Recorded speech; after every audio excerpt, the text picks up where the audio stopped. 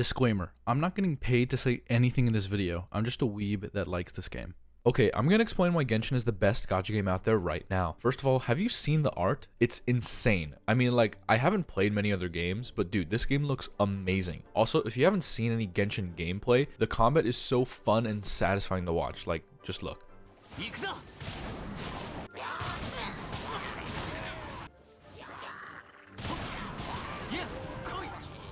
Game mechanics aside, the story is amazing and probably one of the biggest reasons why most people get into the game. Now, obviously I'm not going to spoil anything, but just play it for yourself or take my word for it. I can't recommend it enough. But the reason that a lot of people, and my friends included, probably don't want to get into the game, aside from it being a weeb game for dumb weebs, is probably because they think they need to spend money to get any sort of enjoyment out of the game, which is just not true. I'll cover this topic in another video, but simply put, if you don't want to play the game because you feel like you need to spend money to have fun and do high damage, don't worry about it and just play the game. Now, toward the middle of the game, you're going to want to start doing domains to get more artifacts for your characters. Let me explain what domains are first. Domains are essentially just dungeons from an MMORPG where you have to kill a couple of enemies and bosses to get artifacts and materials to level up your characters. Now, every domain has different rewards and enemies, so you should choose which one you need for the character you're leveling up. Okay, so now we're on to artifacts. In my opinion, the most confusing part about the game. I'm not going to go too in-depth about artifacts in this video, but they're similar to enchanting in Minecraft, where you have a random chance to get a certain enchantment, and depending on how good that enchantment is how good that piece is. And since it's always random chance, you're probably going to need to be farming a lot to get a good piece. Other than that though, when you hit level 45 in the game, artifacts are going to be doing like 90% of your overall damage, so you should learn about them later in the game to be maxing out your damage. Now we're on to the Resin System, which I've ranted a lot about to my friends that play Genshin because in my opinion, it is the dumbest and stupidest thing I've seen in any game. I should probably explain what Resin does. It's basically a regenerating in-game currency you use to get rewards from bosses and domains.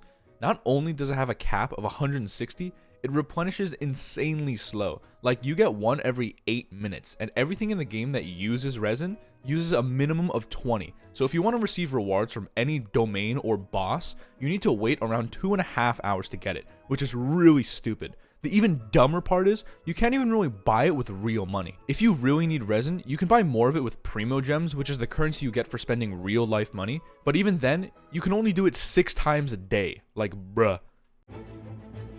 Now, I know I said you don't need to spend money on the game, but if you're playing this game for hours on end every day, then spending $10 or $15 a month on these two things will really boost your overall gameplay. The first thing is the Battle Pass. It's $10 and it gives you a crap ton of rewards. Now, you still get some rewards without spending the $10, but you'll get more than triple the rewards if you do.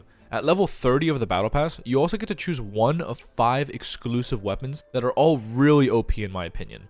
But then again, they're not needed to do high damage. The second thing is Welkin. Now it's $5 and it basically gives you 90 Primo Gems each day for 30 days. The catch is, you need to log into the game every day to claim your rewards or else it kinda goes to waste. But if you have some extra throwaway money to spend, I highly recommend getting this, especially if you're playing every day. Now I want to end this by saying, you don't need to spend money. This is really only for the people who are no-lifing this game and have some extra money to spend.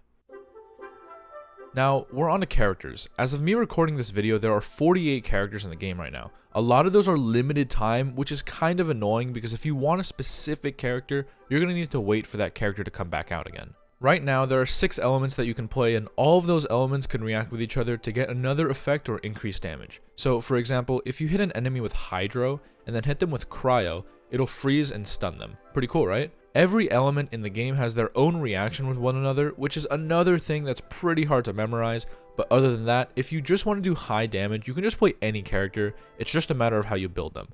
Except for Amber, don't play Amber.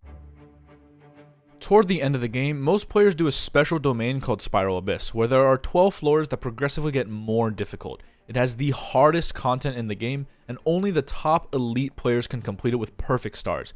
I've been playing for a year, and I still can't 100% complete it. But apparently this guy, who's 22 levels lower than me, fucking beat it.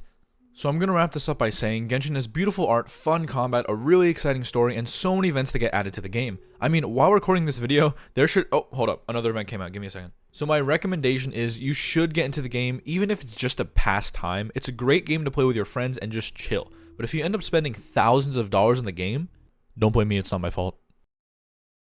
If you enjoyed the video, make sure to subscribe and maybe like the video. It helps me get closer to spending more money on Genshin. I mean, investing it into NFT, I mean, yeah, bye.